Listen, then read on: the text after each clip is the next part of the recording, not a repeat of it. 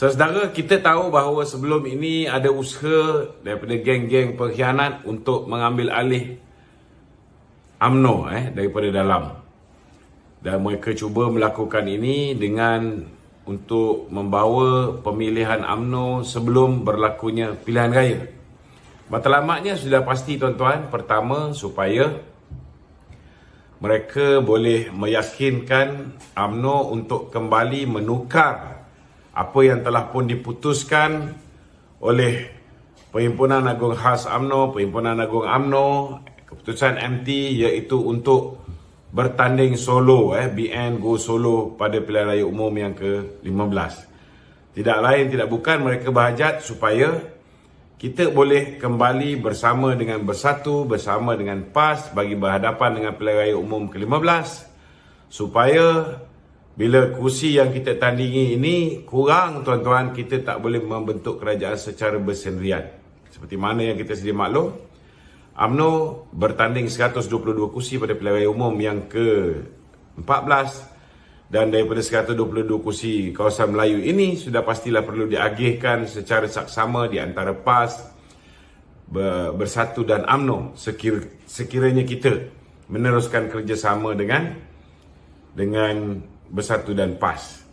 Jadi ini sudah pasti akan membolehkan orang yang diangkat dan dipilih oleh Bersatu dan PAS dipilih menjadi Perdana Menteri, mewakili kerajaan gabungan ini selepas pilihan raya umum.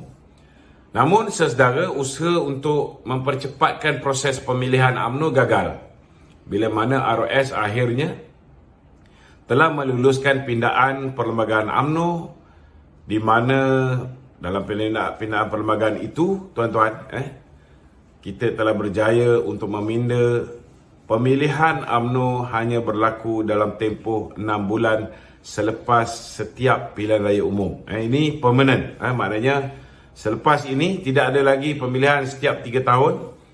Pemilihan hanya berlaku dalam tempoh 6 bulan selepas pilihan raya umum berlaku.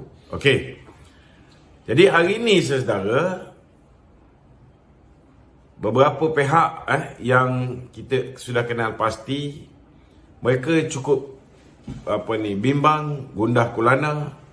Mereka tahu bahawa mereka ni sudah dikenal pasti oleh Presiden UMNO, mereka sudah dikenal pasti oleh kepimpinan UMNO sebagai ahli-ahli UMNO yang meletakkan taat setia kepada musuh politik UMNO, setia kepada Presiden Bersatu. Tapi hari ini mereka duduk di dalam satu kumpulan yang mesra bersatu dan mesra PAS. Jadi mereka tahu bahawa kebarangkalian mereka tidak dicalonkan sebagai calon pilihan raya mewakili Barisan Nasional sangat cerah. Maka hari ini mereka telah melakukan satu lagi usaha untuk mengambil alih sebuah entiti yang paling penting di dalam setiap pilihan raya, iaitu Barisan Nasional.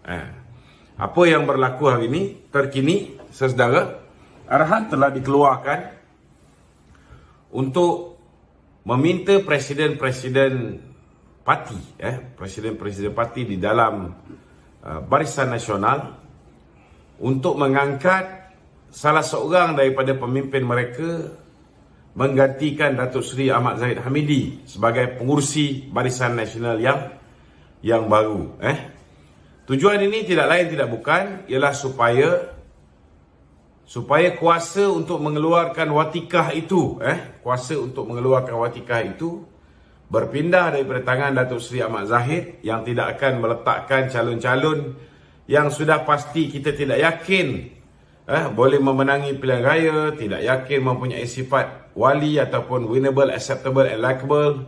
Sudah pasti tidak akan mencalonkan mereka yang ada baggage dari segi tidak setianya pada parti, tidak akan mencalonkan mereka yang kita tidak yakin selepas pilihan raya mereka masih lagi bersama kita ataupun tidak, dan pelbagai lagi, terutamanya gunting dalam lipatan dan sebagainya. Maka hari ini mereka cuba untuk menjayakan agenda Tun Dr. Mahathir untuk meletakkan orang yang boleh meletakkan geng-geng pengkhianat ini sebagai calon pilihan raya. dan ini hanya boleh berlaku sekiranya kedudukan pengurusi Barisan Nasional ini ditukar. Jadi hari ini saya nak beritahu sudah ada langkah-langkah dua hari ke hari semalam di mana pemimpin tertentu telah meminta geng-geng lain di dalam selain daripada UMNO maknanya kawan-kawan komponen kita untuk Datuk Seri Ismail Sabri sebagai calon pengurusi Barisan Nasional yang baru. Tuan-tuan cuma hari ini berdasarkan apa yang diperkatakan oleh Presiden UMNO ketika merasmikan Mesyuarat Agung UMNO, Mesyuarat Agung Makal Sakti yang ke-14 ataupun Persidangan Agung Makal Sakti yang ke-14, saya rasa Presiden UMNO pun hari ini bagaikan sudah menghidu sudah pun menghidu apa yang cuba dilakukan oleh mereka-mereka ini, dan nampak gayanya begitu positif kenyataan yang dikeluarkan oleh Presiden UMNO hari ini. Dan beliau juga nampaknya hari ini sudah mula membicarakan soal polisi-polisi Barisan Nasional sebelum ini. Contohnya polisi yang ada hari ini yang perlu diubah, yang lapuk ni yang perlu diubah ialah termasuklah dalam menentukan keahlian Barisan Nasional. Hari ini kita tahu ada banyak parti-parti PCM, IPF, banyak lagi parti-parti lain yang mau menyertai Barisan Nasional, tetapi disebabkan ada polisi di mana setiap keputusan perlulah mendapat persetujuan semua pihak. Maknanya kalau ada satu parti tak setuju, Makal Sakti contohnya menyertai Barisan Nasional, Makal Sakti tidak akan dapat menyertai Barisan Nasional. Ini sudah pun diungkapkan oleh Presiden UMNO tadi dan pengurusi Barisan Nasional. Antara perkara yang perlu diubah, saya sangat menyokong kenyataan ini. Dan bagi saya, ini pandangan saya. Ini pandangan apa yang saya cakap ni tuan-tuan, bukan pandangan parti, bukan pandangan Presiden UMNO, tetapi pandangan peribadi saya. Bagi saya, sekiranya usaha kelompok-kelompok pengkhianat ini nak menukar Presiden UMNO yang hari ini menjadi pengurusi Barisan Nasional ini digantikan dengan Perdana Menteri yang merupakan naib Presiden UMNO, perlu UMNO itu sendiri. Kita tak payahlah kalau misalnya kawan-kawan komponen kita pun masih boleh dipengaruhi oleh pihak-pihak ini untuk membelakangkan parti UMNO itu sendiri dan menukar pengurusi Barisan Nasional, maka saya rasa tak ada masalah. Kita tak perlu bimbang, kerana saya dulu selepas pilihan raya kita kalah, saya antara orang yang sepatutnya bertanding atas tiket UMNO, tapi pada ketika itu ada permintaan supaya kita kekal bertanding atas tiket Barisan Nasional. Jadi akhirnya kita bertanding atas tiket Barisan Nasional ketika saya bertanding di Sungai Kandis, lebih kurang 86 hari selepas kita tewas pilihan raya umum yang ke-14. Jadi kalau misalnya usaha untuk menawan Barisan Nasional ini berjaya dilakukan oleh geng-geng ini, maka saya rasa tidak ada masalah untuk Barisan Nasional ataupun UMNO. UMNO tidak ada masalah untuk bertanding atas tiket UMNO itu sendiri. Maknanya kita bertanding menggunakan lambang UMNO. Dan kalau misalnya kita dikhianati oleh kawan-kawan komponen kita, kerana ini mungkin adalah satu peluang di mana kita boleh libatkan kawan-kawan kita daripada Makal Sakti, daripada parti Datuk Nalla Karupan, daripada parti yang BN Friendly yang selama hari ini tak boleh bersama dengan kita boleh tarik mereka untuk membentuk koalisi baru. Tak ada masalah tuan-tuan. Mereka boleh bertanding atas tiket parti masing-masing, ataupun mungkin kita kalau nak buat parti ataupun gabungan baru sebelum pilihan raya mungkin. Sekarang ni pun kerajaan tidak bersama dengan kita, tentu kita tak boleh nak materialisekan perikatan baru ataupun barisan baru ni.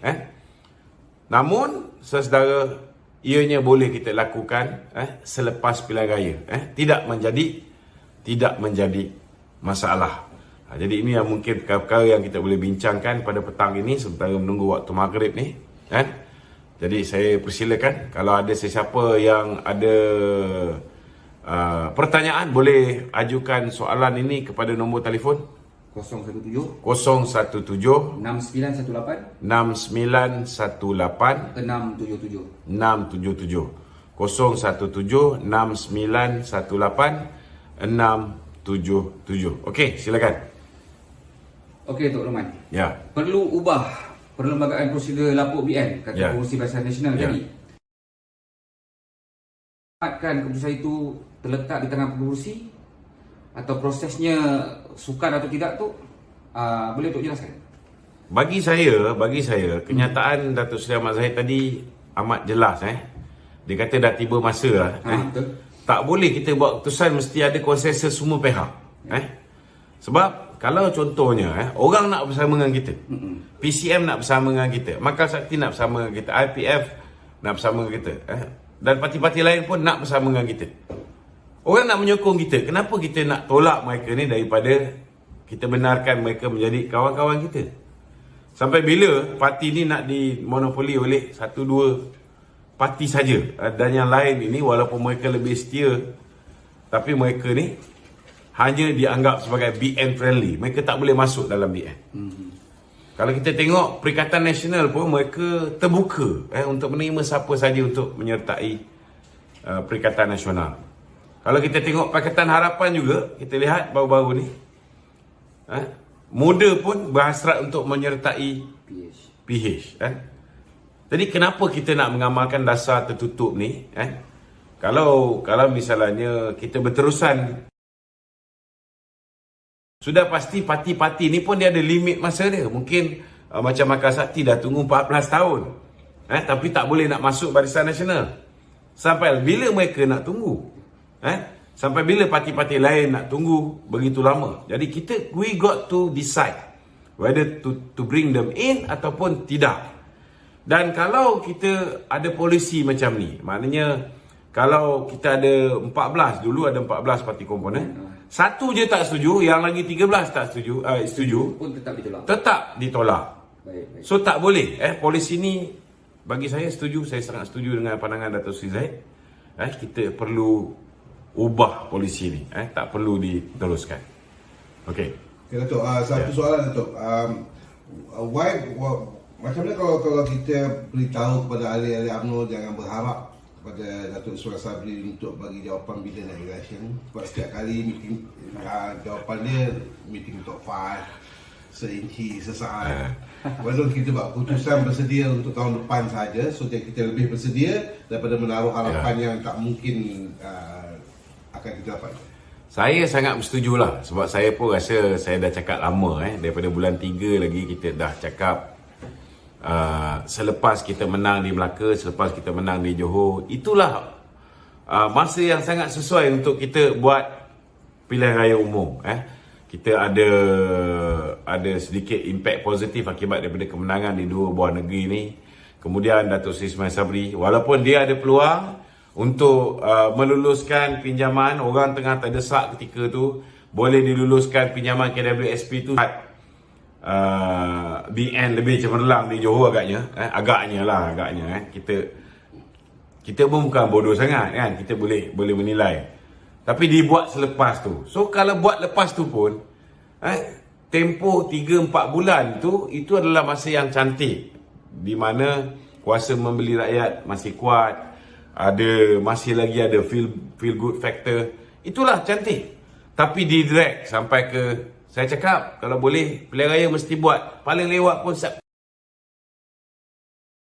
sebelum bulan 6. Sebab dah masuk bulan 7, bulan 8, bulan 9, kita tengok Rafizi dah mula dengan serangan-serangan dia. Kita dah tengok pembangkang dah mula kan, melakukan fitnah-fitnah seperti mana yang mereka buat sebelum pilihan raya umum yang ke 14. Benda ni dah berlaku dan jangan sampai cecah bulan 10. Kerana bulan 10 dijangka banjir besar akan berlaku. Hari ni kita dah nampak terang lagi bersuluh.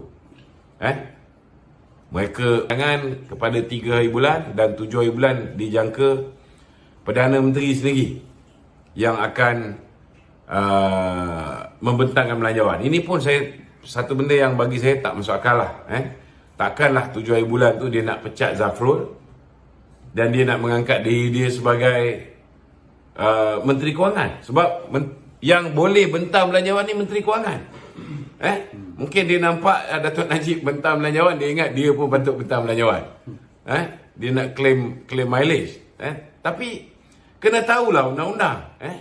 You are not the finance minister. Sepatutnya finance minister yang kena bentang belanjawan. Takkan dia nak gugurkan Tengku Zafrul daripada Menteri Kewangan jadi Menteri Kewangan kedua, dia jadi Menteri Kewangan yang pertama. So benda-benda macam ni bagi saya kalau dia buat 7 hari bulan baru bentang belanjawan, katalah seperti mana yang didedarkan oleh Arman, 10 hari bulan baru nak bubar parlimen.